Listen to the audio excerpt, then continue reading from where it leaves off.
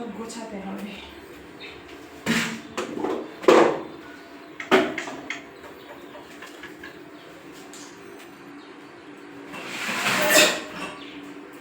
গোছাবো আর মাজবো, করবো কি মাজতে হয় না হয় দেখি। এগুলো যেমন নোংরা হয়েছে, মাজতে হবে, এটা নতুন একদম।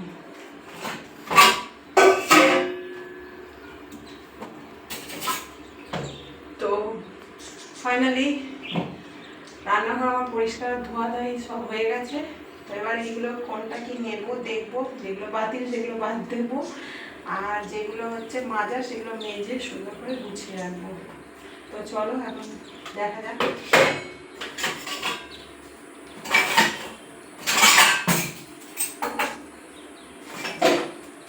বলো।